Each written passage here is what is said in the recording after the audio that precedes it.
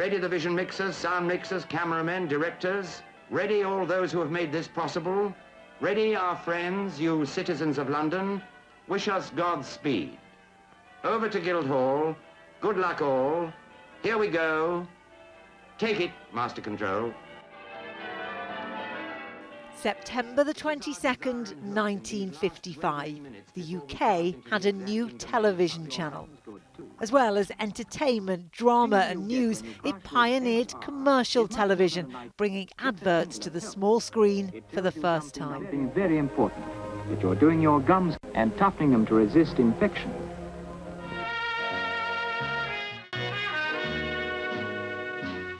Within 5 years, ITV delivered its first soap opera. From the cobbled streets of Manchester, Coronation Street's characters entered people's living rooms and then their hearts. A public campaign was launched when Deirdre Barlow was wrongly jailed for fraud. I didn't do any of it. Corrie was commissioned for just 13 episodes. It is now in its 66th year. For the last 24 of those, audiences have lapped up the romance of Fizz and Tyrone. It tackles issues that people deal with on a day-to-day basis. I mean, I wouldn't say they deal with as many as Coronation Street No, did. maybe not. We're not as many. No, not as many. Murders, etc. on one little street. But little street. Yeah, but people can relate. It put Northern voices on the telly, which we hadn't seen, and people weren't used to. They were used to posh-speaking people on the BBC. When World in Action was brought to our screens in 1963, audiences sampled hard-hitting and risk-taking journalism. And history was made on and off the pitch in 1966 when joint ITV and BBC coverage of the World Cup final drew in 32 million viewers. First goes forward, he might make it three. He has! He has! And that's it! Landmark coverage of global events continued. In 1969, ITV provided 11 hours of live coverage of the moon landing, marking Britain's first all-night television broadcast. It's one small step for man, one giant leap for mankind.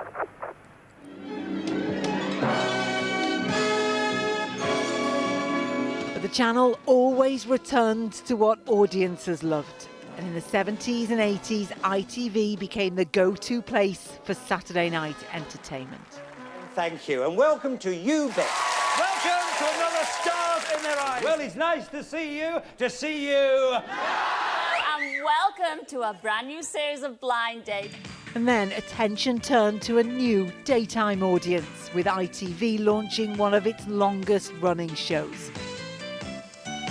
A very warm good morning to you. Welcome to Liverpool's Albert Dock. My name is Richard Madeley, and this is my wife, Judy Finnegan. Hello. Soon after came an unforgettable face. For over 30 years, Trevor McDonald delivered headlines from around the world. Good evening. There was a new glimmer of hope this evening for the Kosovo peace agreement. And then came reality TV, where sometimes the most unlikely of stars were showcased. I dreamed a dream in time gone by.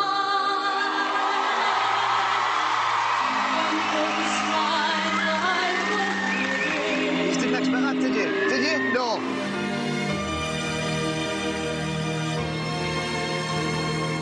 Downton Abbey brought us a glimpse not just of aristocracy, but of life's grafters too. Part of the magic for its creator. Good morning, Carson. Good morning, my lord. The key factor was that, for the most part, they were nice people doing their best, because at that time, television was inhabited by horrible people doing their worst. It was a huge success for ITV, but we were entering changing times. Audience decline was accelerated by new streaming options, and this year significant cuts were made to daytime budgets to fund investment in drama and sport. For as long as I've been in television, people have said television is dying, and it is still a really powerful force. And you look at the impact that even something like Mr. Bates and the Post Office had. That changed lives, that show.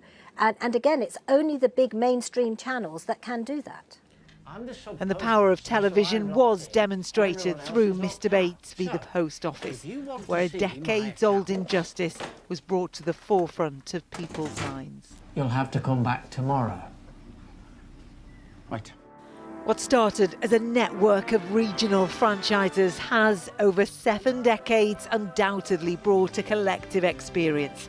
Now, on a choice of platforms, ITV continues to entertain, but with audiences wanting more on demand, it will need to keep on evolving.